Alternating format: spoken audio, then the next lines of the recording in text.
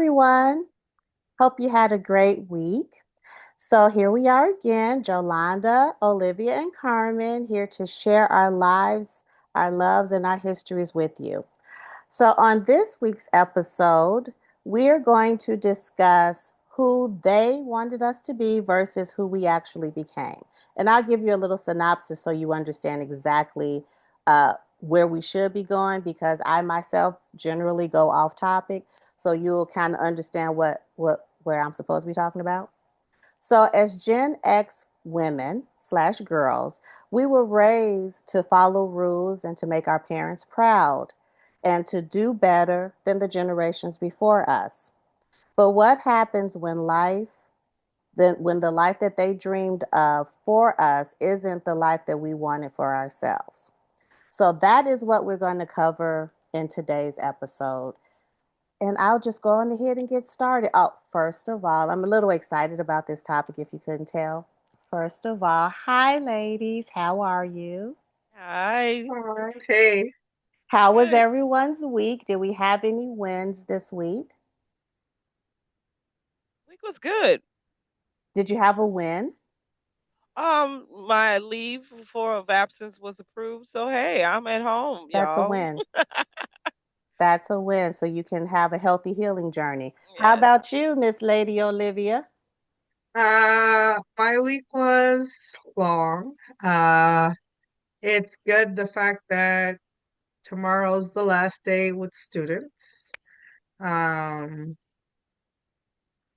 today I have to put report cards and all that kind of stuff, all that stuff, for tomorrow so that we can have field day tomorrow. And then after that, cum folders, and Now, that's what's a it. cum folder? That's like The cumulative. folder that goes with you every grade, that has every grade, every Oh, day you go to school. That's why when they make those jokes on TikToks, oh, uh, he graduated even with 500 missing days of school. okay. That TikTok trend was going around. I've not Yeah. seen that one, but okay. So Okay. doing all of those things. Cool beans. Well, I'm glad we're here and everyone looks lovely. Olivia has on her jewel tones. Carmen is sitting matching with her black and gray with a little color near the boobies. So, anywho, let me stop. So, here we go. First question, ladies. What career or life path did your parents want for you? Anyone can start. I'll start. I was the one with the oldest parents. My parents were, I guess, maybe probably 15, 20 years older than Jolanda and Olivia's parents. So yeah, many times my parents were mistaken for my grandparents, but they came from the deep south, um, and they came north. Then they were part of that great South exodus up north to find a better way of life.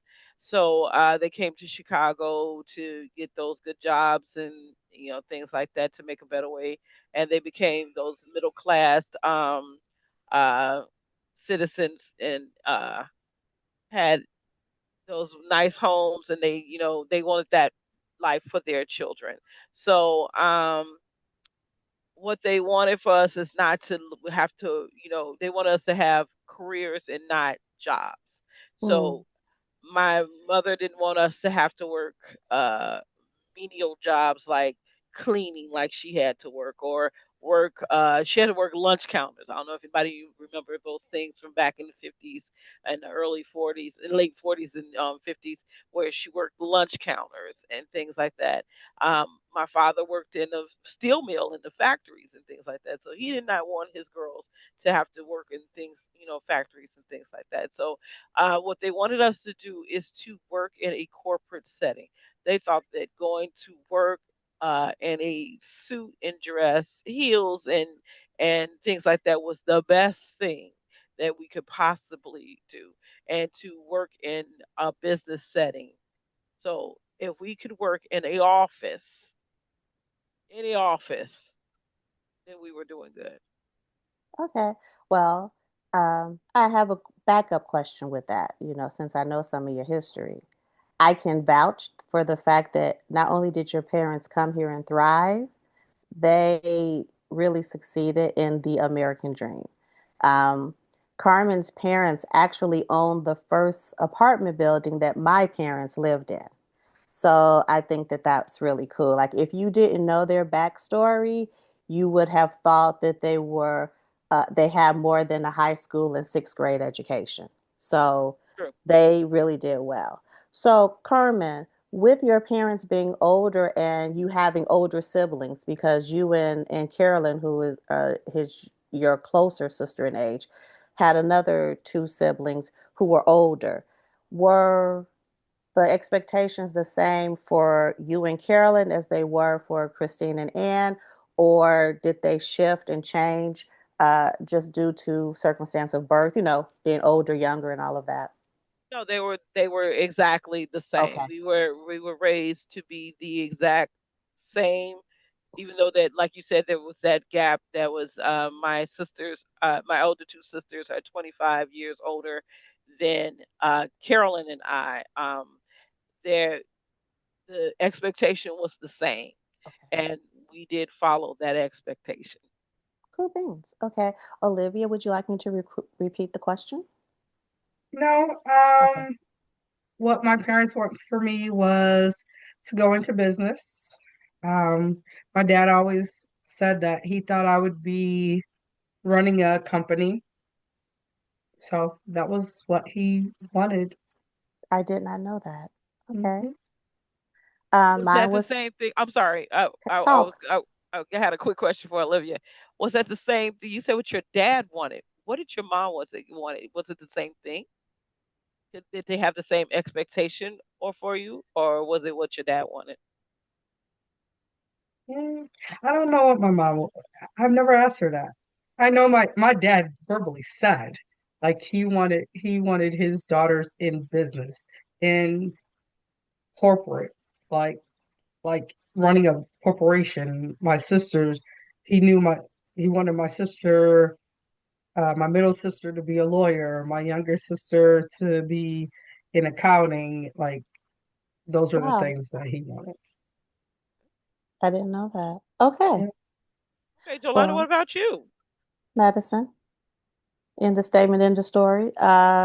Since I came into this world, I was pushed towards medicine uh, and not to be a nurse. That was all she ever said. My mother is a nurse practitioner by trade, and she said she loved it. She still loves it. She actually still keeps her license active, and my mother is 80 years old, so she is not practicing, but she still keeps the license active and goes to all of the pri-med and continuing education courses with her friends, and they enjoy it. She wanted me in medicine either to be a physician or health administration. So I think it's really funny that all three of our parents were pushing toward the business aspects. So yeah, I didn't know that about anybody but me. Okay, so, second question. Um, when did you start to feel the pressure to meet those expectations? Immediately, always. I don't think there was a time that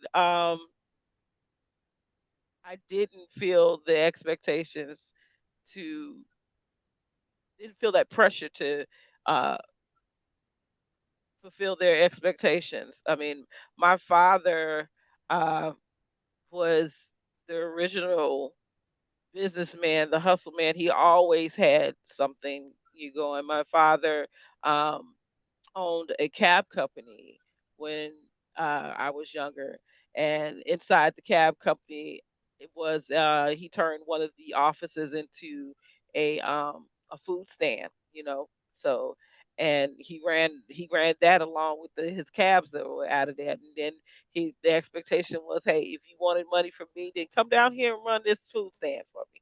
So I went down there and I ran the food stand with him.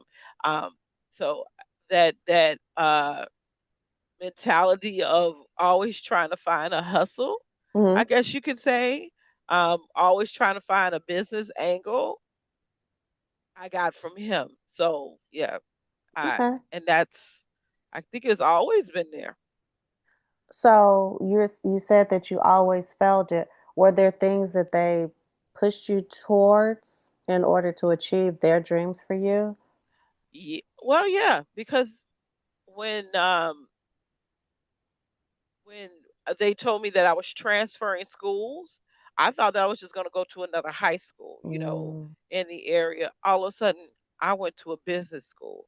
When she found out that she could transfer me to Jones Commercial, which was a business high school, oh, she was happy. Oh, you have to wear skirts and heels to school every day. You need a hat. You need, they had stopped the gloves the year that I went. Thank God. But I had to have my hat on, my business clothes, and go to school every day. I had to, in my senior year, you worked in a business setting in a job. I worked in Chicago Corporation as one of their runners in the stock market back and forth, and worked in the syndicate department, helping set up the IPOs and things for the syndicate department of the Chicago Corporation when I was 17. So um, yeah, and that was me half a day from working, in high school. So that was that she was great. She was so happy that now I could really, be able to be in that corporate setting. And then, oh, now I can be a part of junior achievement too. I was in that. And then mock trials and doing the mock trials I forgot the name of that program that they had back then. It slips my mind. But yeah, being that back then, all of those settings where you were in a corporate situation, she pushed. okay. All right. Olivia, how about you? Um, I Well, don't think there was pressure okay. to meet the business expectation per se, but it was pressure to have a career and not just a job in my family. As Carmen was saying that, I was in junior achievement from seventh grade all the way until I graduated high school, uh, being part of top teens, like anything that was orientated to education, having a career, being part of the not just workforce, but actually being part of Leadership of the hmm, workforce, leadership of leadership. Thank you. leadership. Part of Hmm. leadership was what my parents pushed me towards. Okay. All right. So I guess it's my turn. So I'm quiet because I knew Carmen was in junior achievement. I was in junior achievement. I had no idea you were in junior Yeah, I achievement. didn't know that either. So That was wow, back when Abbott Laboratories and Baxter, the major medical companies, were here in Lake County. yeah. So Abbott was all about the medical, and then Baxter was also part of the medical because we had the hospitals here. So I was part of that. Okay. Yeah, you guys, you were in the vicinity of Chicago Medical School.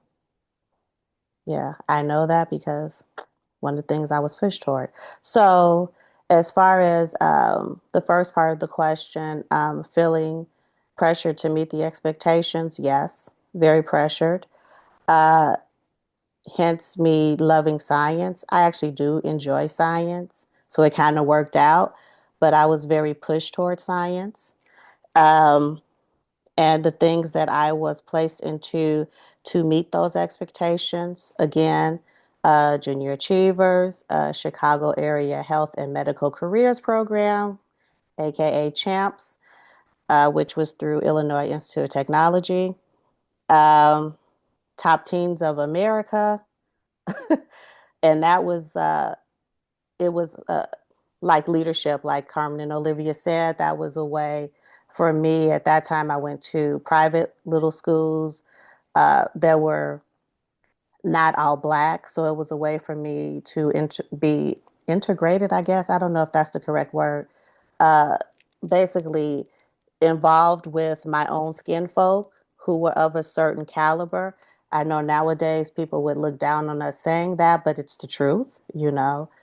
Uh, back when we were growing up, if you wanted to achieve certain things in life, you needed to know certain people, which is why our parents had us in certain programs, because you got to meet people who were actively doing what you wanted to do, and therefore you had a foot in the door, which if you didn't know someone, you weren't getting in.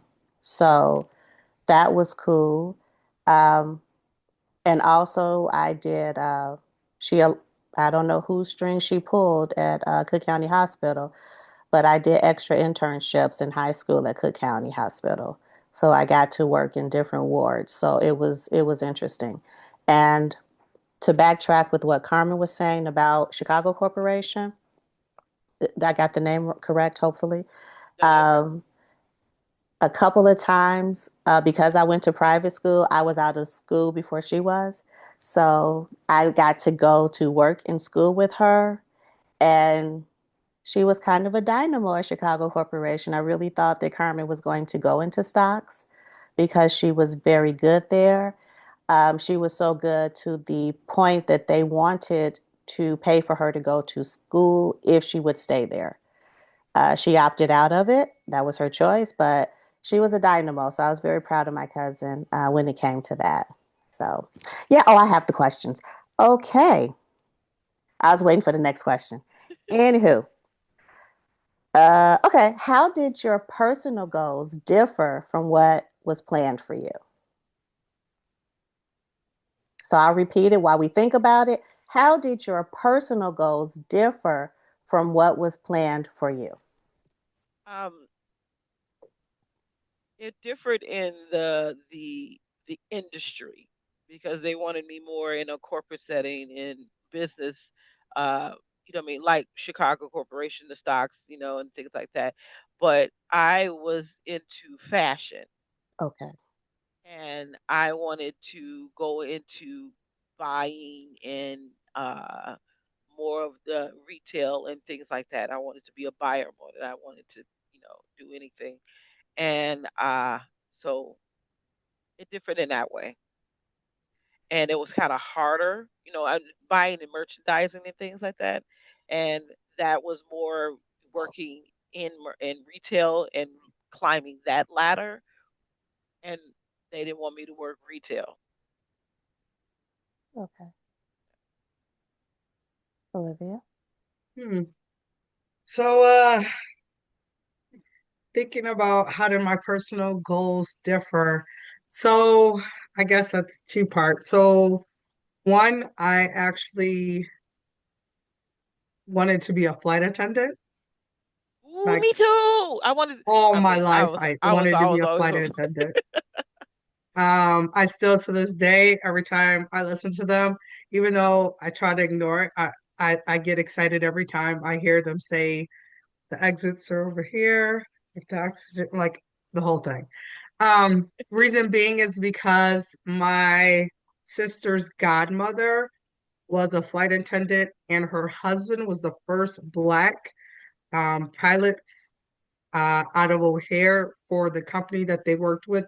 It's not even the company doesn't exist anymore, and I can't remember the name of it, but he was the first black pilot, and so they would fly together, and I thought that was the coolest thing. Um, so like for a long time, and I love to fly, so that was one of the things. So that was one of my personal goals. The other personal goal I had that definitely differed from what my parents wanted me to do, or my dad specifically, is that I wanted to get married young. I Mm. wanted to be married young, and have kids and be a wife. So that was it. Oh, wow. Why was there such a desire to marry young?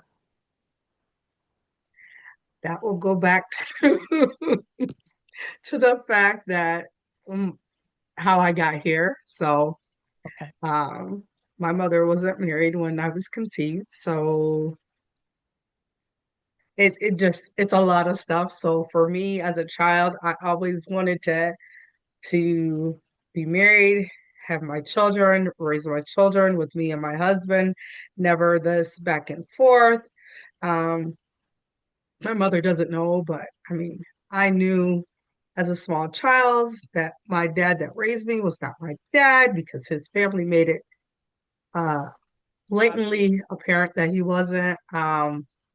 Not my grandmother, but some of his other family members. And then um, dealing with just judgment of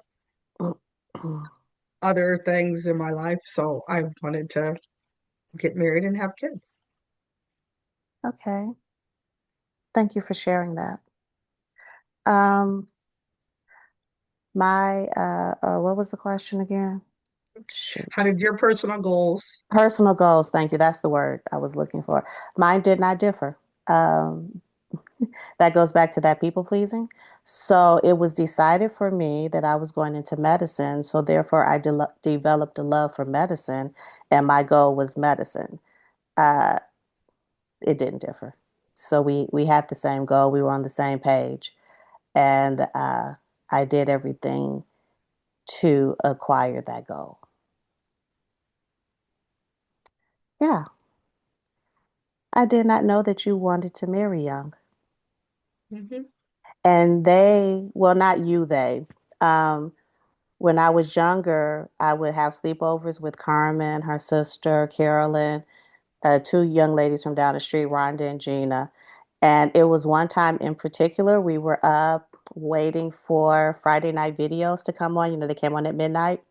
Yeah. So we were waiting for that, and I had gotten my hair done. So I went in the bathroom and I did my roller set, rolled up my hair, and put my scarf on, and came back and sat down so we could watch Friday night videos.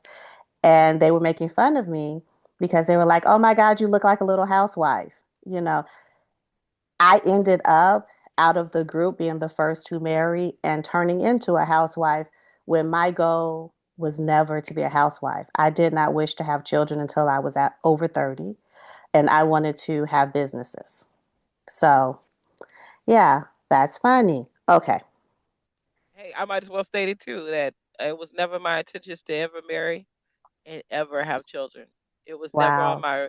It was never something that I ever stated that I wanted to do. I never said, "Oh, my kids are going to be this," or my. I never said that. Yeah. Amazing how life works. Okay. So then, this kind of rolls into it. By the way, these questions were given to me by Olivia, and they're really good questions. So, what role did guilt or tradition play in your early choices? So, I'll repeat it again so you can think. What role did guilt or tradition, or and tradition, play in your early choices? I think we all stated before that we were the good girls who did what our parents told us to do. We did not want to disappoint our parents in any way, so we did what they asked us to do. So I guess that they did guilt us into different things. I know I got guilted into a I whole was lot just of stuff. about to say, why You know, don't you personalize it? yes, So I know. how did it Yeah, affect Carmen? yeah, exactly. I know that I got guilted into a whole lot of stuff because it was always um you wait, I mean, your sister needs to do this. I got pushed back a lot because I was Oh, the outgoing one. I was the one who was like, I want to do this, I want to do this. Oh, you need to just calm down, just wait your turn, or wait, your sister needs to do this, or you need somebody else. Why do you need to do all that? Why do you need to do that? So I was always kind of dapper down, or um, mm. you know, or if I did do it, it was like, oh, that's great. Wow, Carmen did this, Carmen did that. But then that shine was only about 2 minutes, and then was like, okay, that's enough. Well, how did that make you feel? Just like I needed to go. I needed to leave. It made But I it kept, but I inspired you felt, to run away.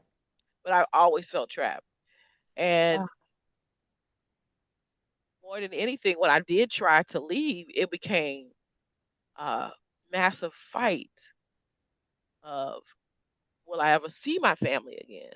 Because I'm mm. fighting to leave my family. No, not fighting to leave them, but more so fighting to live my life, my way.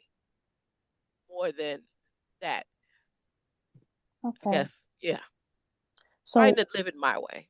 so the feeling of trapped was because you were held to a certain level set of expectations, and if you veered out of it, it was a problem. So you were trying to figure out yourself and how to do your own thing. Right, I got you. right, Okay. right, How right. about you, Olivia? Um, well, definitely guilt. And I, I, I, well, not guilt. It would be disappointment, disappointing my parents. Because, like I said, they're educators and they were in the community and um, they did things in the community, and you couldn't be a community person and have all this, like doing all this for the community, and your kids were doing what you want other people's kids to do. Like, so you always had to make sure you did the right thing. Yeah, mm, yeah, it, mm. But I it, can just say this. I know how my kids felt like when we would go to the mall and like kids would come up and be like, "Hey, Miss Brothers, how you doing?" Da, da, da, da, da. And my kids would be like, "Mom, you know everybody." I grew up that same way, except I didn't put it on my kids the same way that it came to me as a child and my sisters. So my choices have always been to please them first, so that their name was always respected. Okay. So but your didn't it guilt, oh, always go ahead. didn't it not even it kind of always got to me that the choices that I want to make are the same choices you made, but you don't I'm want me to do. confused. So What? it was like the things that I want to do, you did them, and they weren't bad, but you don't want me to make the same choices you did. They may not have wanted you to struggle the way they did. I understand that, and something Mm. and just because I made them doesn't necessarily mean that I would have struggled. And I'm just playing devil's advocate because these are the things I've had to talk myself through. Yeah, yeah, yeah. Um, it's as a parent, and I've said it several times, I can only love you the way I know how. So if I know this was very hard for me, I ended up in the middle class. I ended up being a property owner. I ended up being um, a business owner, and we're good. You know, I've raised four beautiful women, but it was hard, and I'd rather them have it easier. Yeah. So yeah, but we are our own people, and it's hard for our parents to understand that. Yeah. So, with that being said, you guys pretty much answered for me too, but guilt, uh, I didn't have direct guilt, I had implied guilt. I had my mother's mother passed away when she was, I don't know, I don't actually know the exact age, under 5. Her father remarried uh, to a woman who was not good to her. And she also had other siblings. It was 5 of them, and the kids were split. So um, I would be fibbing if I said exactly what the split was. Some went to the south with some with relatives. My mother and I know at least one brother stayed in at that time Chicago with her father. So the person that he married always belittled my mother and told her she wasn't going to be anything, made her do, she was Cinderella, made her do the household chores when her children didn't have to do that. My grandfather and this woman, I don't claim her, never had children together, but she had her own children. He had his own children. They came together. And yeah, so she was not treated fairly.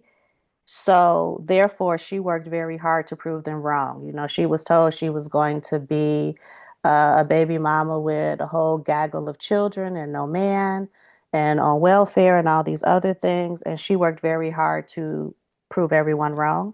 And she did very well for herself. So my guilt was I watched, ooh, I'm about to cry.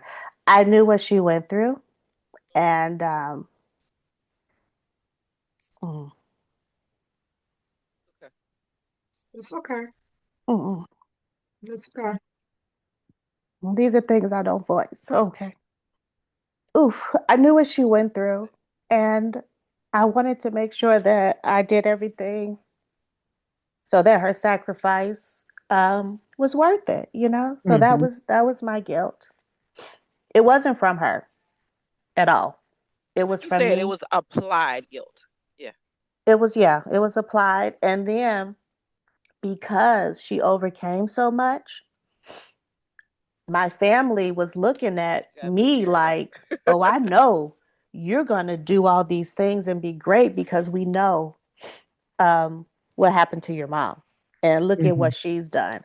You know, Edna came from nothing and she's at the top of her field and all of these other things. So failure was not an option, you know? And I think that's something the three of us have in common in one way or the other. And you stop me if I'm over speaking. Carmen, your parents came, and when I say from nothing, I definitely do not mean that as an insult. I mean financially. You know, I loved your parents. So they came from nothing and they built everything. Olivia, your parents, even though you said your mother was bougie, your parents were at the height of the Black middle class community in your area. They had a lot of eyes up on them. My mom was abused and came from nothing and did well. So we did not get the option to make too many mistakes, you know? So that's how guilt and pressure came in. Ooh, oh God, I should have read these questions first. Okay. So, ladies, were you encouraged to follow your own dreams or were you allowed to redirect? I'll ask again. Were you encouraged to follow your own dreams and were you allowed to redirect? I'll go first. Go ahead. Me personally, no. Um, I'm gonna say this. I was the first child is always the test dummy.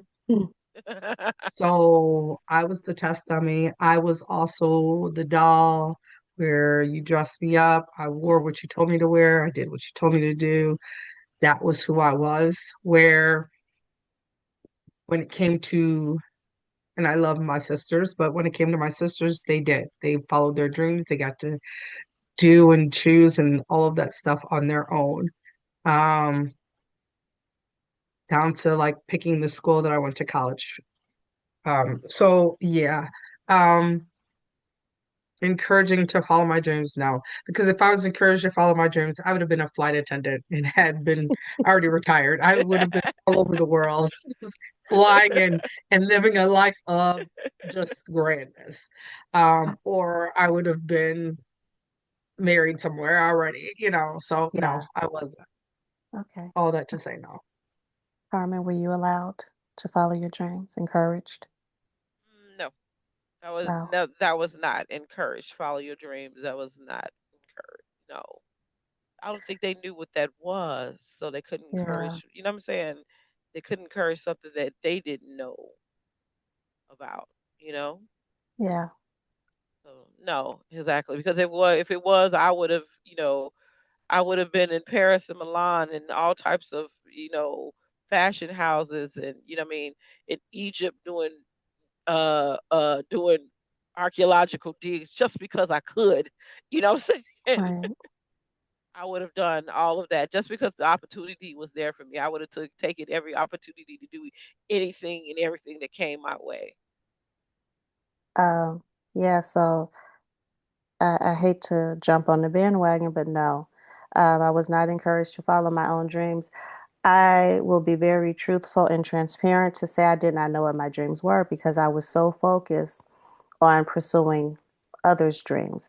I was I going to say had that. I did not have time um, to develop my dreams.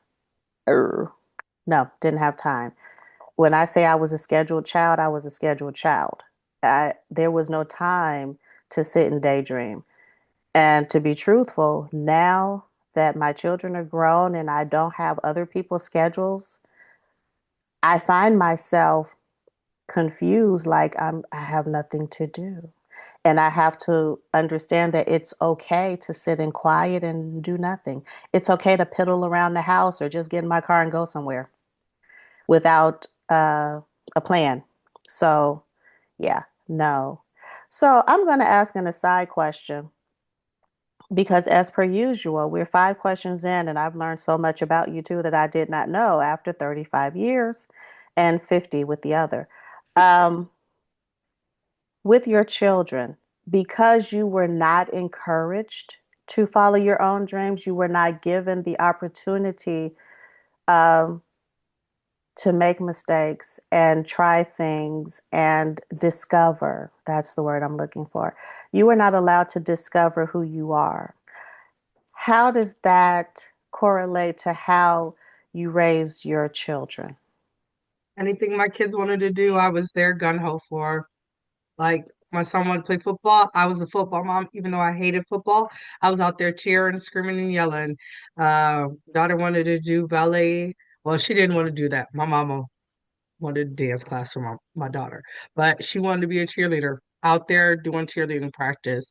Uh, she wanted to be um, doing recitals and dancing and stuff. Did that. I to this day, my kids, I always tell them no matter what, do whatever you want. Mommy is in your corner. Whatever you need for me to help you get to where you're going to be, I'm going to do it. If I have to take off work, whatever I have to do, I will be there for you. I've driven many a miles. I've driven to Colorado for my son for when he was in the military. I drove to North Carolina back and forth, back and forth. Like I will do anything so my kids can live their dreams. So that is what has happened for me. Because I did not want my kids to be in the point where they look at me and they're like, oh, we only did this because you told us to. And I never wanted to be the reason why they did anything. Oh, I love that. Go ahead, Carmen. I think I did do the same thing Olivia did. But I also took more like of a twofold approach to it. Do what you love, but make sure what you love can sustain you. Mm. So if my son uh found out what he loved, later on, he pursued a lot of things. I just encouraged him to that you need to do something that sustains you. So you need to find it. I'm going to be behind you when you find it. So I still encouraged him to go out and do so. As long as you find something that sustains you, I'm going to help you get there. With my daughter, the same thing. If she wanted, I mean, she came to me when she was little. There was a show that came out called Toddlers and Tiaras, if anybody remembers that.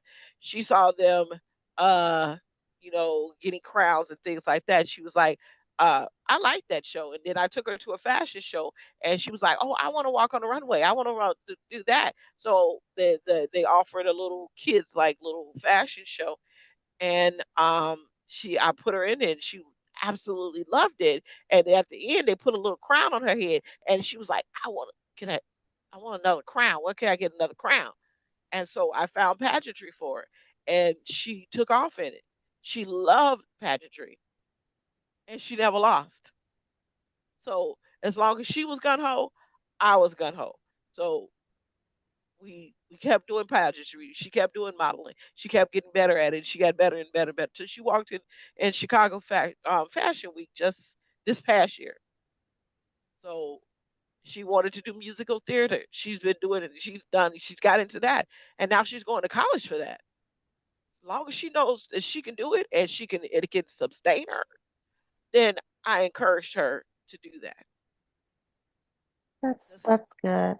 But you also know when you do what you love, the money will follow. right. Yeah. Exactly. So I can remember with Kanan, um, before I had my youngest and before Carmen had her youngest, we would go to the Museum of Science and Industry. It was me, Tyler, her, Kanan, and her bonus son, Byron. And we would go to the museum because at that time, Kanan was really into telescopes and stuff like that, if I'm not mistaken.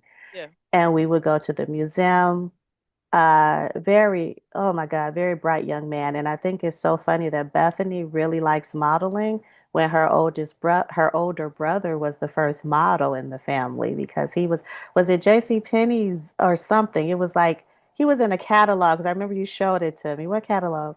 It was it Jason Pitt? I think it was Jason Pitt. I Yeah. don't remember. And I Hmm. was like, oh, look at my little brown chocolate drop. So yeah.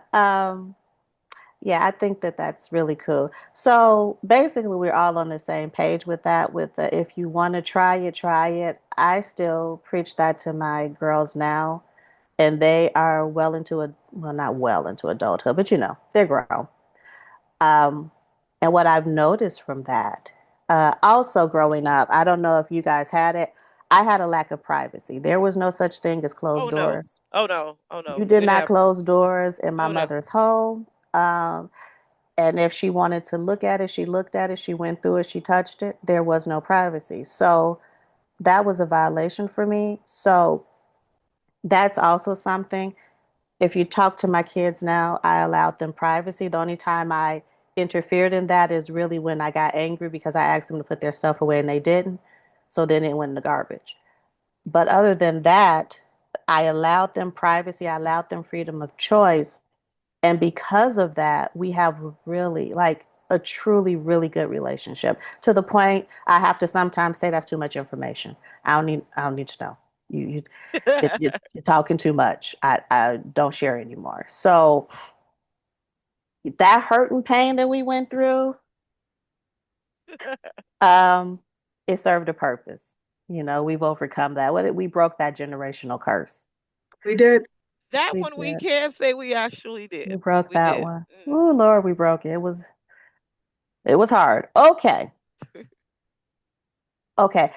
So, ladies, how did your view of success shift as you grew up?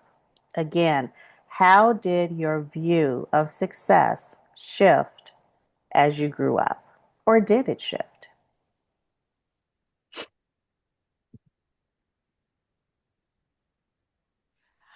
I don't know if uh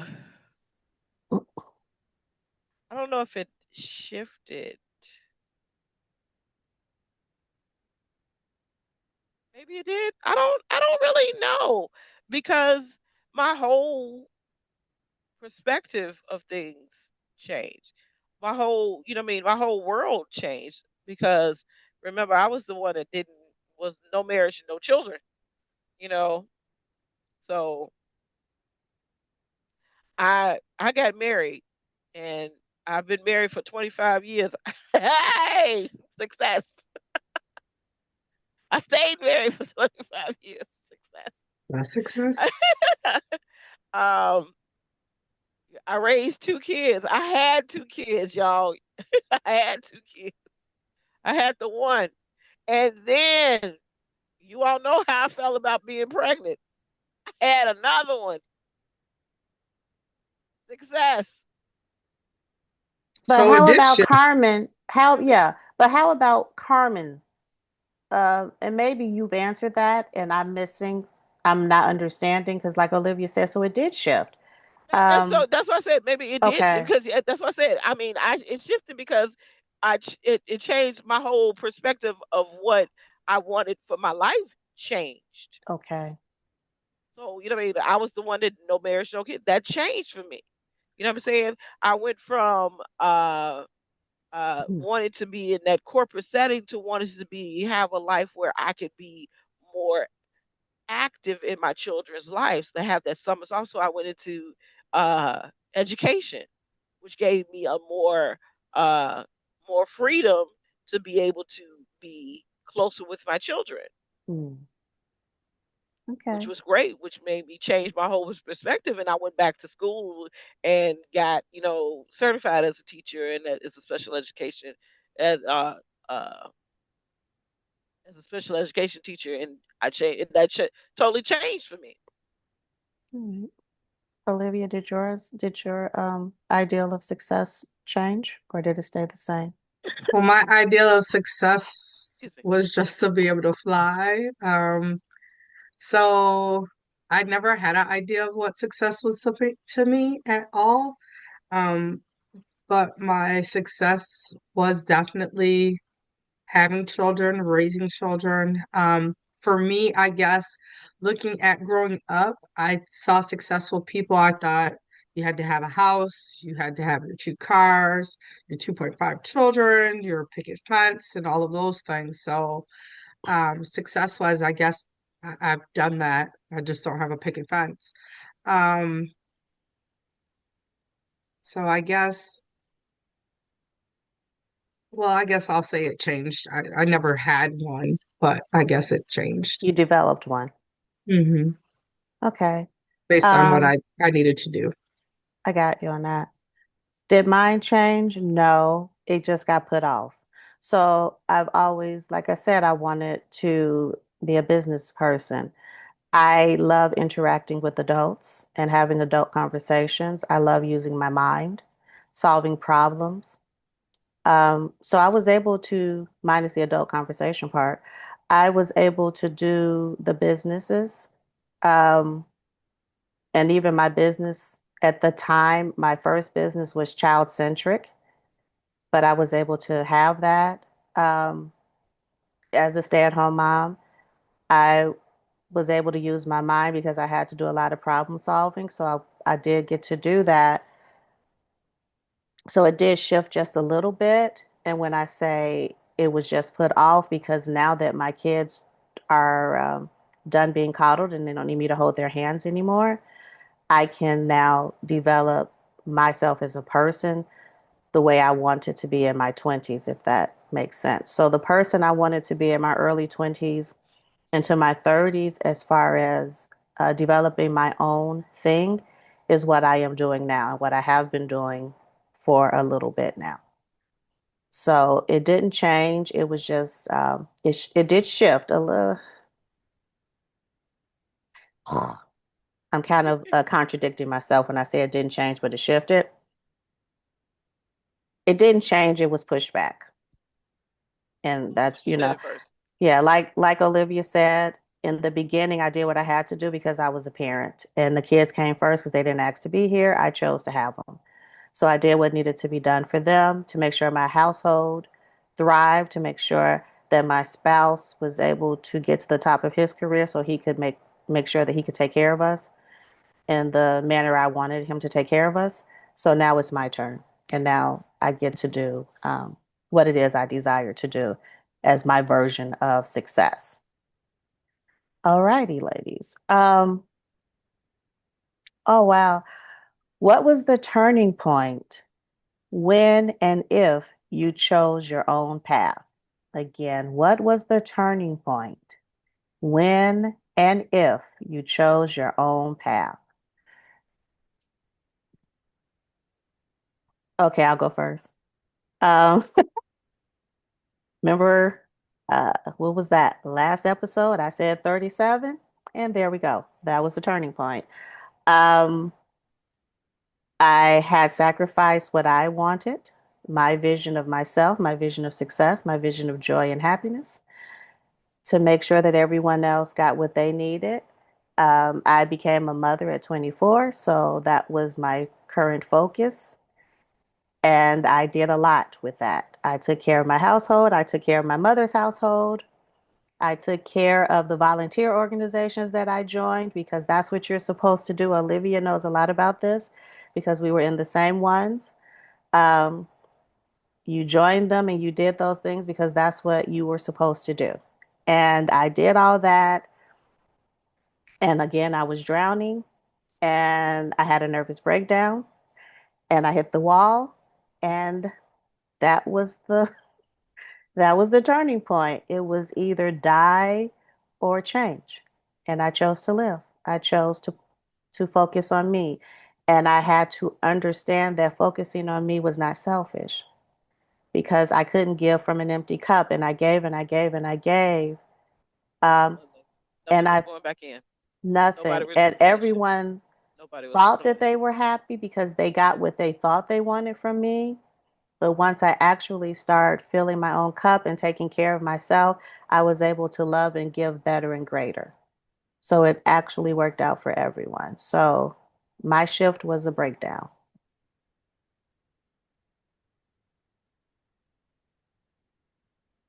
I'm trying to think. That's a very good question. I know, I can't say when that turning point was, but I know that there was a point when that I stopped being nice. I stopped caring. I stopped about other people as much as they care as I they didn't care about me as much as I cared about them. I don't know if I'm saying that right, or um, I just stopped giving as much,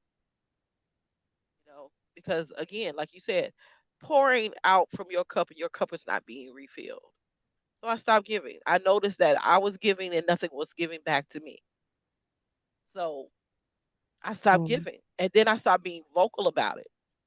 You So said that you was stopped or you started? I'm sorry. Started. Okay. I started being vocal about it. So Hmm. you know what I mean, when I asked, well, how come you didn't do something? Because I don't want to no more, because you don't care, you don't do this, and I don't get nothing back. So I'm not giving you anything. You can't have no more of me. No, no thank you. Oh well, bye. You know, if you don't like it, oh well. Either you change and you be more Carmen focused, or no more Carmen. And if you chose no more Carmen, then great. That was a relief off of me. You either You were come released. along or you get along. It was a release, Okay. and a lot was released, and a lot was to give it back to me, because then it got poured more was poured back into me so that I could be able to do me. I let a lot of stuff go that was kind of focused. That was my parents. That I did it because my parents did it, not because I wanted to, only because it was that expectation that my parents had,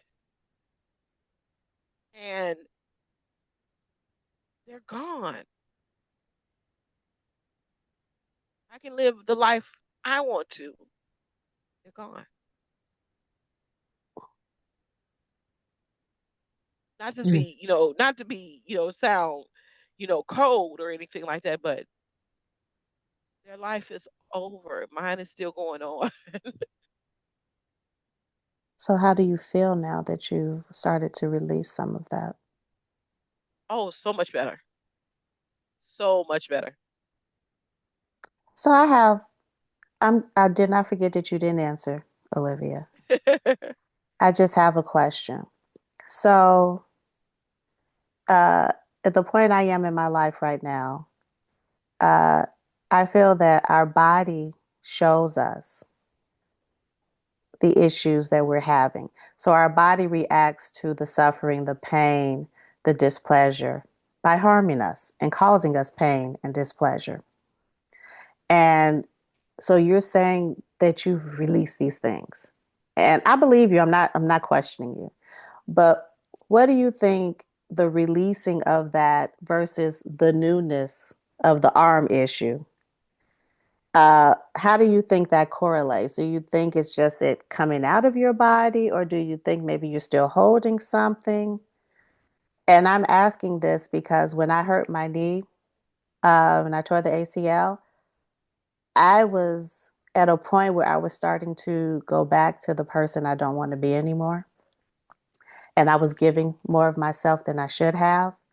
And literally, me hurting myself made me stop and sit down. For over a year, I had to stop. My body would not allow me to do anymore. I had to stop and heal. And during that time, I realized, oh, girl, you're about to go backwards. You're about to do what you said you would never do. You were starting to go backwards and put others before you again. And my body literally said, and we're not going to let that happen. So now you're going to sit on your behind and you're going to rest and you're going to be still. So, do you think that that has anything? And this is a Jolanda-ism. You may not even believe this. I there is something to that.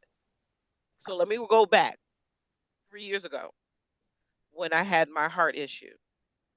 Just before I had that issue, I realized I was in a spot where I needed to let go of what I was doing, and I let it go. Mm, I let it go, but then I took something else on, and I shouldn't have. I and I in the midst of that release, I took something else on, and I'm still trying to release. So I can't. I kind of created a counter pressure, and my body said, "Okay, you go release this. You gonna release this. Everything else is gonna be fine, but you got to release this." So it sat me down.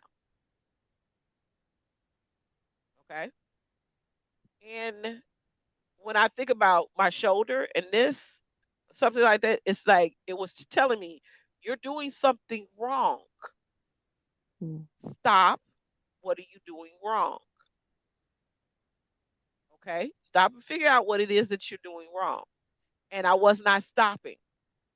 So it says, "I'm going to stop you, okay, so you can figure out what you're doing wrong." mm. So I believe there really is something to that, that your body will always, what I mean, to stop you when you won't, when your brain doesn't get it, what I'm saying, won't let you. Your body will make you do it.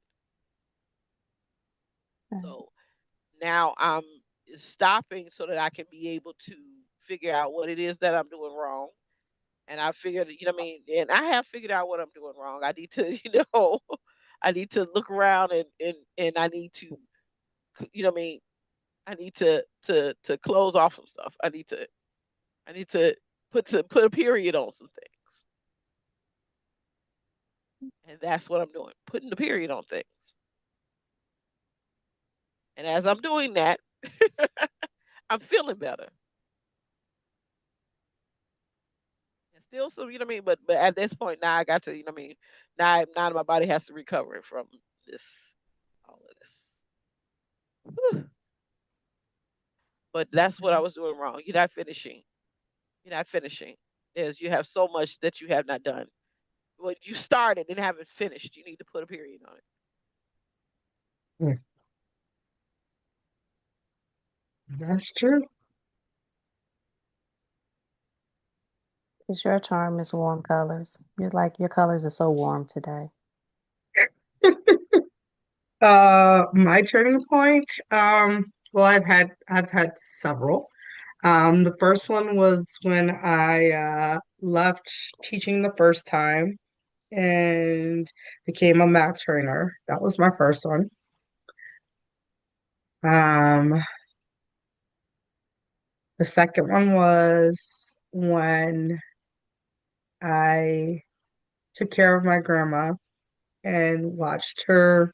She had Alzheimer's and dementia. So, and watching her slowly from being that woman who raised me and took care of me and taught me so many things to having to carry her to the bathroom, changing her diaper, like all of that stuff. I think that was the biggest change for me. Um, and she left her body the day they announced the shutdown of COVID in Illinois. We had to go pick up the kids from Top Teens. I was calling my mother, telling her that my grandma was dying, her mother, and then going to pick up my children. Like it was so much. That's when I realized like life is short. If I continue to let things just happen to me instead of making things happen for me. Um, It's so funny because today, in our morning call, one of the things was failure is a data point. And I had to sit with that for a little bit because sometimes I think the things that I did not accomplish were failures because I let other things take over my life.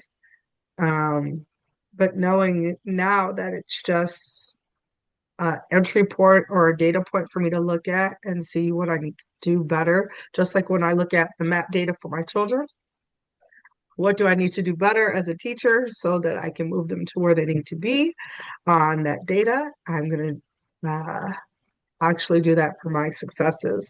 So back to my changing points again, it definitely was 2020 and COVID and literally sitting down and Corona means crown. And one thing I did that whole time was really focus on my crown, focus on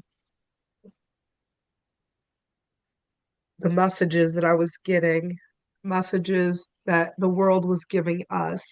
And I think for me, I realized that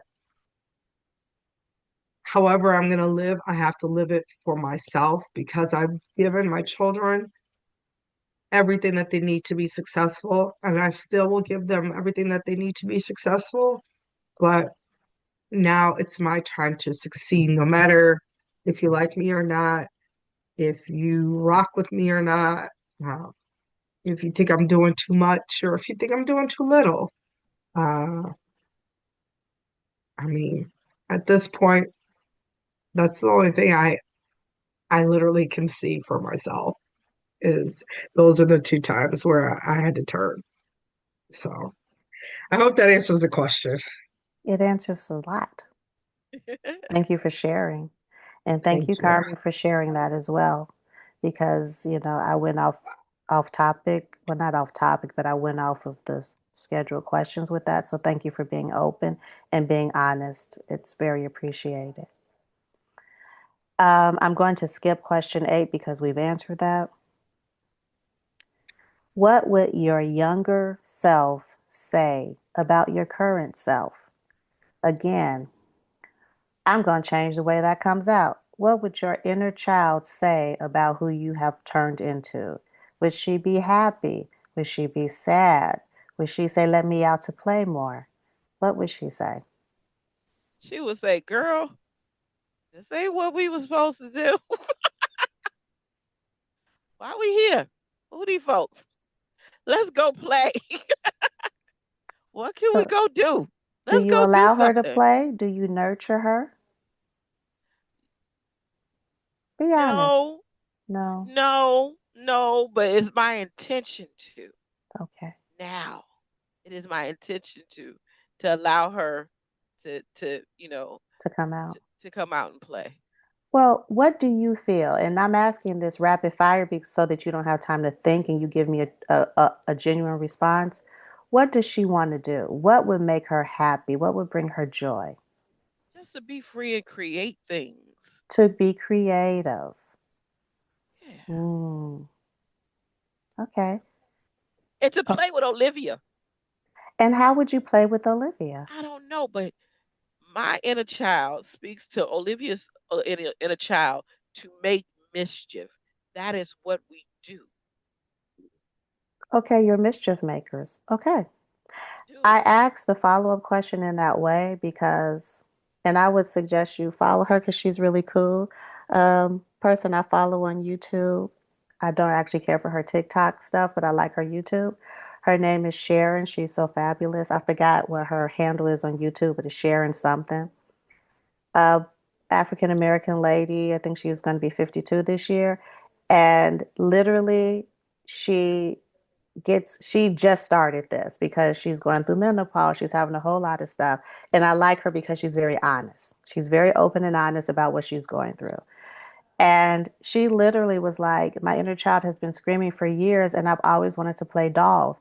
So, you know what she did? She bought 3 doll houses and she's building them. And each dollhouse has a different personality, and she's making her own furniture and she is playing. And she has Her following has like tripled because there's a whole bunch of women just watching her play with her doll houses and like, oh my God, I like how you put that together. We need to allow our children to be free, you know, um, especially as Black American women. I was blessed to be able to play as a child, but a lot of us, we didn't have the opportunities to play. We were so adultified, I think that's what you call it. We didn't have time to play because we were helping raise other children, taking care of households, cooking, cleaning, washing, you know, we didn't get the time to be children. So, Olivia, what would your inner child say about who you are today? Well, she would be happy that I had my kids. She would be happy that, you know, they're where they're at. Um, she would be upset though that I stayed here in Lake County. I could already tell you she's pissed. She never wanted to live here. She wanted to live somewhere warm next to water.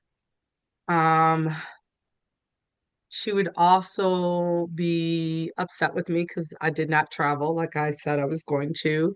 Like my parents did, uh, even though we did a lot of family trips to like visit my grandma and stuff like that, we still traveled as a family, and I didn't with my children the way I needed to. It was always family based. It was never like, hey, let's go to Hershey Park or let's go to um, Disney World or any of those things like I did when I was growing up.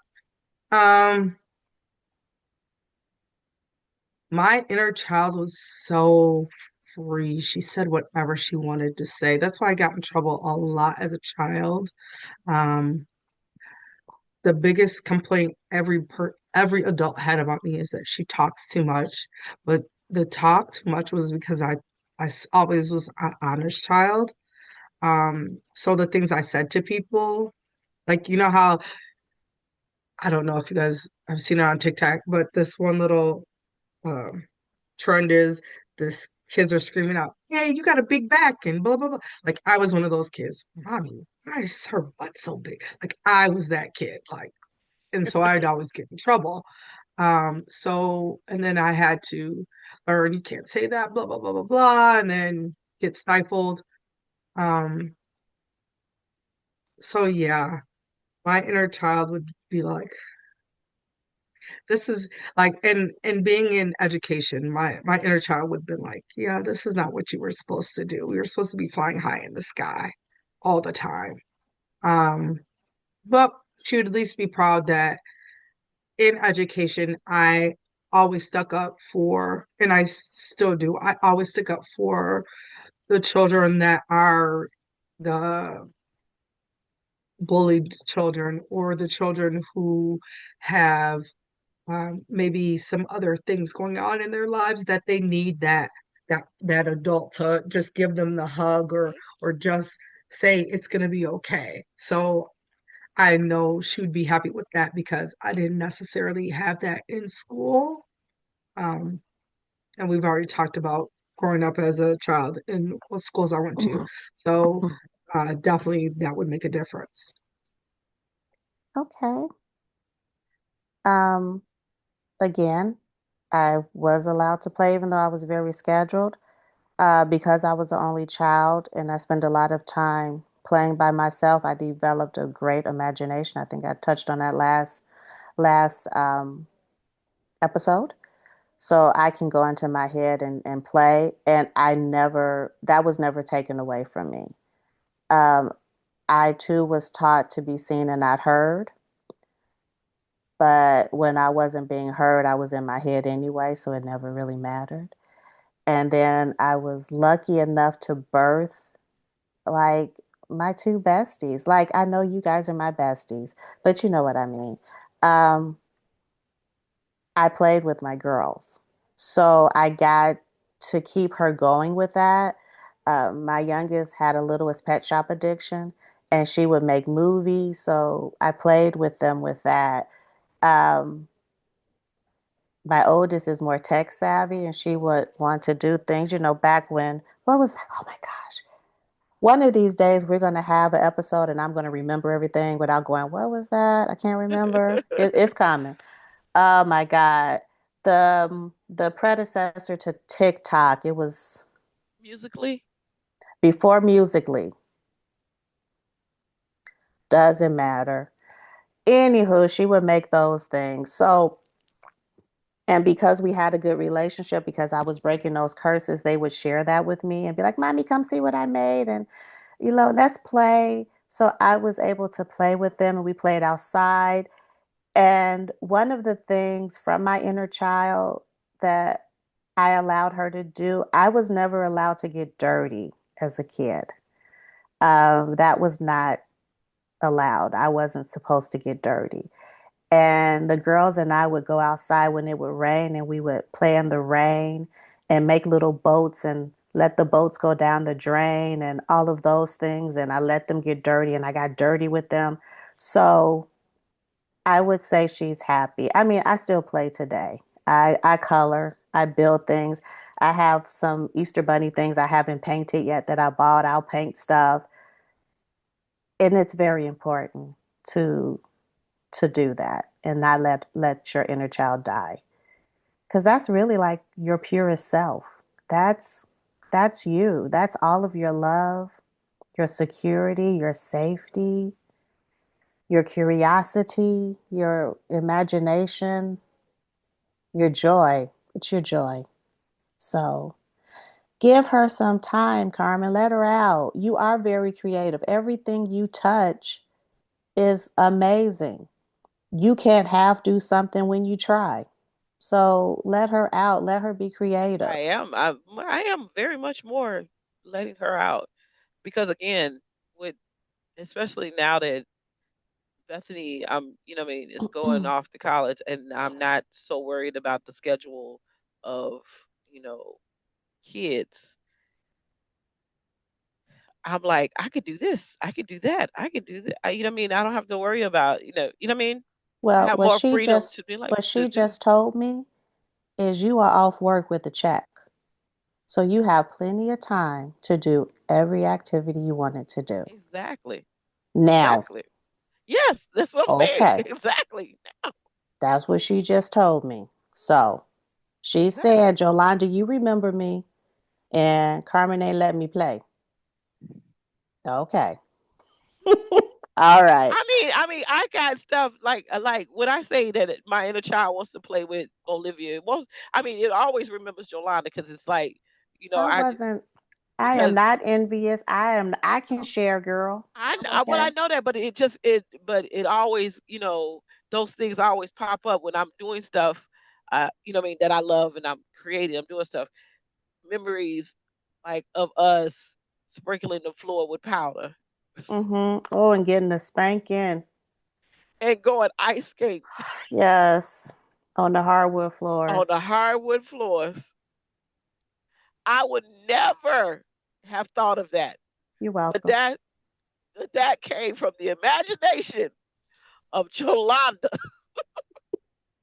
Lachey McIntosh Lamont. Nope, you forgot a name. Jolanda Jones. Lachey Jones. McIntosh Jones Jones Lamont. Lamont. What Sorry, I all those forgot a names, name. girl. But yes, we did some stuff. Um, but yeah, let them out. Yeah. And Olivia, girl, just get on the plane and fly. You've been doing it. Oh, Like I got one for Olivia. When we first what? got the keys to our apartment and we ran down the hallway to Naked? the end. No, we were Oh, running so bad that we were tripping Chile. over each other, falling down. We burst into the floor and kind of tumbled in and was laying the floor. We were laughing so hard that we were so happy. We were laughing so hard. It was That crazy. is Hmm. cool. Do it naked next time. Nobody will catch you. Nobody catches. Okay. Except for the what is it, CCTV cameras? Go ahead. You fine. All right. So yeah, don't get arrested letting your inner child out, but have a good time. So, okay. What do you now teach your children or other young women And men, young women and men, about identity and purpose. And I'm going to repeat that. What do you now teach the younger generation about identity and purpose? Okay, so I do this all the time because a lot of the young women and men that I work with, they always call me Mama Bell, because I'm always saying this. I'm like, you all need to stop thinking so much about what other people think of you and be your authentic self. It does not matter in the end what other people think of you because you're going to have to live with yourself in the end. So, what do you think of yourself? So, be authentic to yourself and then worry about everybody else later. Okay, Michelle. Well, for me, I just tell them be who you want to be. Like it doesn't matter. Um, it doesn't matter. Like whatever you want to choose to do, if I'm your teacher, I'm gonna back you as long as you're not hurting anybody else, or violating anybody's rights. As your mother, same thing. You're not hurting anybody or violating anyone's rights. Do what you want to do so you can find what your purpose is because as I learned this morning, your purpose in life is not to be here to pay bills or Oh, in the struggle to call. pay bills. That's So very true. It is not. uh, do what makes you happy so that you can take care of yourself and you will be okay. And everybody else around you will be okay. Because as Jolanda always tells me, they're going to talk about you if they like you or not. They're going to talk about you. They're gonna talk about you. They are. They are. And then they forget about you as soon as you leave the room. So it doesn't really matter. Um, Mine is just my life's motto, which is if it doesn't bring you joy, don't do it. End of statement, end of story. We do what we have to do as far as, you have to eat and all of those things. But like you said, Olivia, that's not your goal in life. That's not your purpose. That's just something that has to be done. But when you are truly looking at your life as a whole, if you don't find joy in it, if there isn't a happiness, if you don't open your eyes and find happiness and joy to wake up and look forward to the day ahead of you, then you need to make some changes. So, well, thank 100%. you, ladies. This, as per usual, was unexpected, it was emotional, um, and I enjoyed it. So, yeah, I will see you. Oh, not me. We will see you in the next one and hope you have a good rest of your day. Bye. Bye.